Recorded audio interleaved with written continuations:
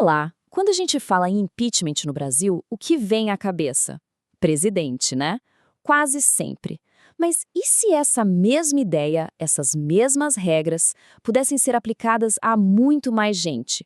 Juízes, procuradores, dezenas de outras autoridades? Pois é, nessa análise a gente vai desvendar as regras desse jogo de poder, que vai muito além do que acontece em Brasília.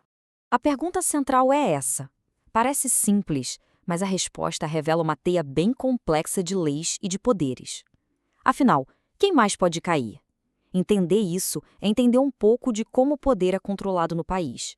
Então, bora mergulhar nessa história. Primeiro, o conceito mais importante de todos: crime de responsabilidade. E atenção aqui, não estamos falando de crimes comuns, como roubo ou assassinato. Pensa nisso como uma ofensa contra o próprio sistema, contra o Estado. São atos que ferem a Constituição, o orçamento, a segurança do país. E as consequências são pesadas: a perda do cargo e ficar proibido de voltar à vida pública por um bom tempo. Esse aqui é o nosso roteiro. A gente começa vendo quem são os alvos, além do presidente, depois sobe para o topo do poder federal, desce para entender a política nos estados, mapeia a rede de outros cargos e, no fim, a gente se pergunta: afinal, para que serve tudo isso? Vamos para a primeira parte. A base de quase tudo que a gente vai discutir aqui é uma lei, olha só, de 1950, a Lei 1070. É ela que define as regras não só para o presidente, mas para o que a lei chama de agentes atípicos, que no fundo são outras autoridades importantes que não o chefe do executivo. E logo de cara, essa lei já expande o campo de jogo. Mostra que a história não é só sobre o presidente. Ministros de Estado, os próprios ministros do STF e o Procurador-Geral da República, todos eles estão debaixo do mesmo guarda-chuva legal. Agora, vamos focar nesse topo da pirâmide federal. Como é que funciona o processo para essas outras figuras tão poderosas? As regras têm umas particularidades bem interessantes, viu? Começando pelos ministros de Estado. Aqui a coisa já complica um pouco. Onde um ministro vai ser julgado depende de um detalhe fundamental: ele agiu sozinho ou o ato dele foi cometido junto com o presidente da República? E essa tabela aqui deixa tudo bem claro. Se o ministro de Estado comete um crime de responsabilidade junto com o presidente, por exemplo, os dois assinam um decreto ilegal, ele é julgado no mesmo pacote que o presidente lá no Senado Federal. Agora, se ele agiu por conta própria, o julgamento muda de lugar, vai direto para o STF. E para crimes comuns, não tem discussão. O caminho é sempre o Supremo. E aqui olha só que detalhe curioso, talvez uma das regras mais diferentes de todo o sistema. Para denunciar um ministro de Estado, a iniciativa tem que partir do Ministério Público. Mas, do outro lado, para acusar um ministro do STF ou o procurador-geral, qualquer cidadão pode ir direto ao Senado e apresentar uma denúncia. É um mecanismo de controle popular incrivelmente direto. Mas que tipo de ato pode levar um ministro do STF ou PGR a um processo de impeachment? Bom, a lei é bem específica. Para um ministro do Supremo, por exemplo, fazer política partidária é proibido e pode gerar um processo. Para os dois, a desídia, que é um jeito formal de falar de uma negligência muito clara no cumprimento do dever, ou qualquer ato incompatível com a honra do cargo, pode ser o estopim. Certo, já vimos como funciona lá em cima, no nível federal. Mas esse sistema de responsabilização não para em Brasília, não. Vamos descer um degrau para o nível estadual e ver como as regras se aplicam a governadores e seus secretários. Sim, governadores também podem cometer crimes de responsabilidade.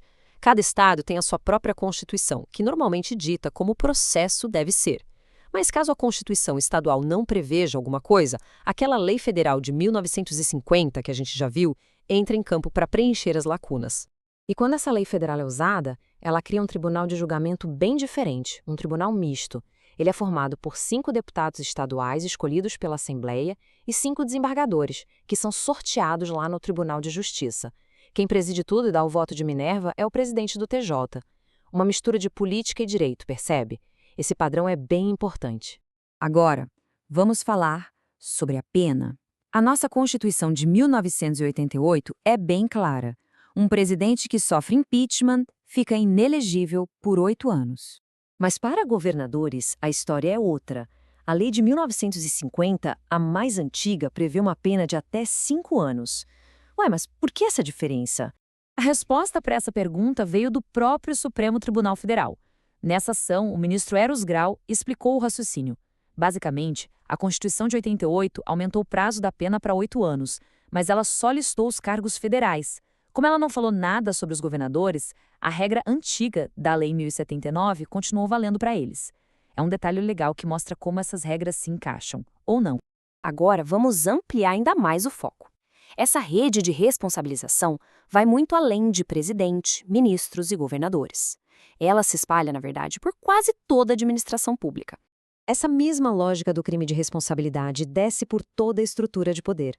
Ela chega nos municípios, afetando prefeitos e vereadores, e também se espalha pelos órgãos de controle, como os tribunais de contas e os conselhos de justiça. É uma teia que alcança quase todos os cantos do serviço público.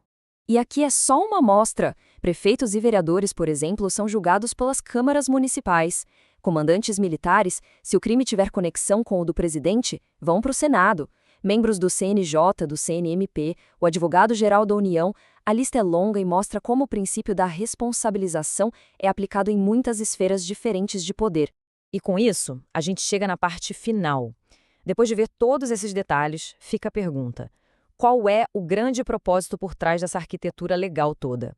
A resposta está na ideia de freios e contrapesos. Toda essa estrutura, com suas regras, seus tribunais e suas punições, não existe por acaso. Ela foi desenhada para ser um dos principais mecanismos de controle do poder. A ideia é garantir que nenhuma autoridade, por mais alto que seja o cargo, esteja acima da Constituição e das leis do país. E isso nos leva à reflexão final. A gente viu que o impeachment é um processo híbrido, com uma base jurídica forte, mas um julgamento que é essencialmente político. Lembra daquele tribunal misto para governadores? A grande questão que fica e que define a saúde de uma democracia é o equilíbrio.